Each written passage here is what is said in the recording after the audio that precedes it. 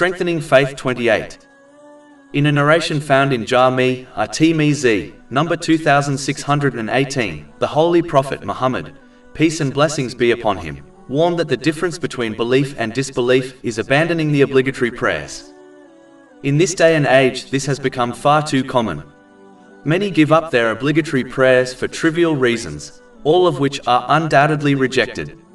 If the obligation of the prayer has not been removed for the one who is engaging in battle, how can it be removed from anyone else? Chapter 4 An-Nisa, verse 102. And when you, i.e., the commander of an army, are among them and lead them in prayer, let a group of them stand in prayer with you and let them carry their arms. And when they have prostrated, let them be in position behind you, and have the other group come forward which has not yet prayed, and let them pray with you, taking precaution and carrying their arms. Neither is the traveler or the sick exempt from offering their obligatory prayers.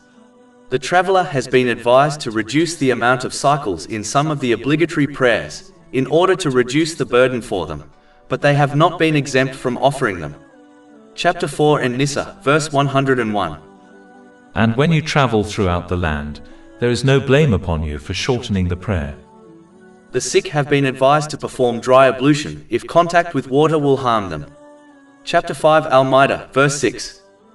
But if you are ill or on a journey, or one of you comes from the place of relieving himself, or you have contacted women and do not find water, then seek clean earth and wipe over your faces and hands with it. In addition, the sick can perform the obligatory prayer in a way which is easier for them. Meaning, if they cannot stand, they are allowed to sit, and if they cannot sit, they can lay down and offer the obligatory prayer. This is confirmed in a narration found in Jami' at-Tirmidhi, number 372. But again, no complete exemption is granted to the sick unless one is mentally ill, which prevents them from comprehending the obligation of the prayer. The other major issue is that some Muslims delay their obligatory prayers and offer them beyond their correct times. This clearly contradicts the Holy Quran, as the believers have been described as those who offer their obligatory prayers on time. Chapter 4 An-Nisa, verse 103.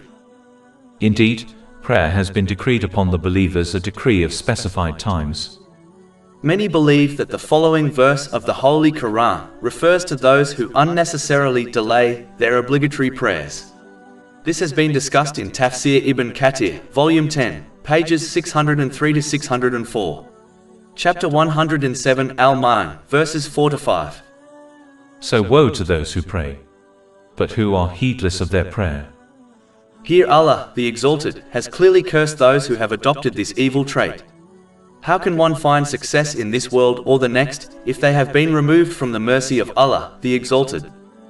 The Holy Prophet Muhammad, peace and blessings be upon him, declared in a narration found in Sunan an-Nasa'i, number 512, that delaying one's obligatory prayers unnecessarily is a sign of hypocrisy.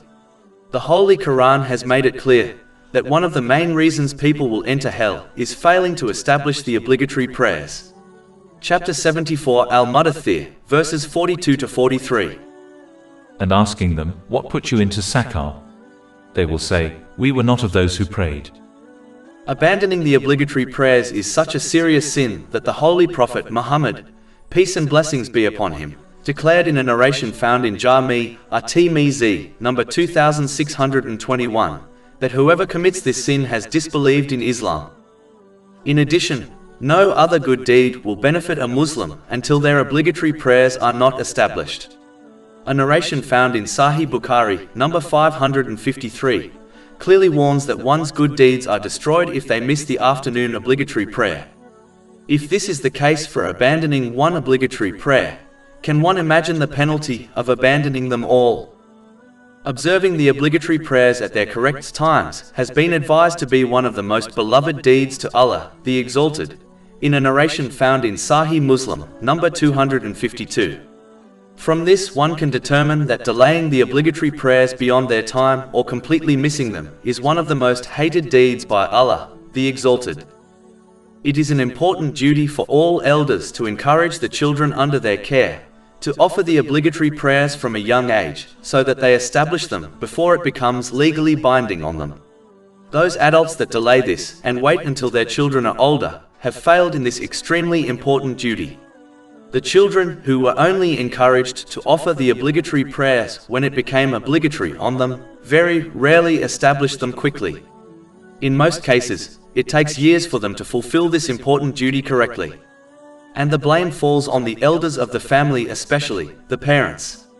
This is why the Holy Prophet Muhammad, peace and blessings be upon him, has advised in a narration found in Sunan Abu Dawud, number 495, that families most encourage their children to offer the obligatory prayers when they turn 7 years old. Another major issue many Muslims face is that they may offer the obligatory prayers but fail to do so correctly. For example, many do not complete the stages of the prayer correctly and instead rush through it. In fact, a narration found in Sahih Bukhari, number 757, clearly warns that the one who prays like this has not prayed at all. Meaning, they are not recorded as a person who offered their prayer, and therefore their obligation has not been fulfilled. A narration found in Jami' at-Tirmidhi, number 265, clearly warns that the prayer of the one who does not settle in each position of the prayer is not accepted. The Holy Prophet Muhammad, peace and blessings be upon him, described the one who does not bow or prostrate correctly in the prayer as the worst thief. This has been warned in a narration found in Muwatta Malik, book number 9, narration number 75. Unfortunately, many Muslims who have spent decades offering their obligatory and many voluntary prayers like this will find that none of them have counted, and thus they will be treated as one who did not fulfill their obligation. This is confirmed in a narration found in Sunan an-Nasai, number 1313. The Holy Quran indicates the importance of offering the obligatory prayers with congregation, usually at a mosque. Chapter 2 Al-Baqarah, verse 43. And bow with those who bow in worship and obedience. In fact, due to this verse and narrations of the Holy Prophet Muhammad, peace and blessings be upon him, some reliable scholars have declared this obligatory on Muslim men. For example, one narration found in Sunan Abu Dawud, number 550, clearly warns that the Muslims who would not offer their obligatory prayers with congregation at the mosque were considered hypocrites by the companions, may Allah be pleased with them. In fact, the Holy Prophet Muhammad, peace and blessings be upon him, even threatened to burn the houses of the men who failed to perform their obligatory prayers at the mosque with congregation without a valid excuse. This is confirmed in a narration found in Sahih Muslim, number 1482. Those Muslims who are in a position to perform this important deed should do so.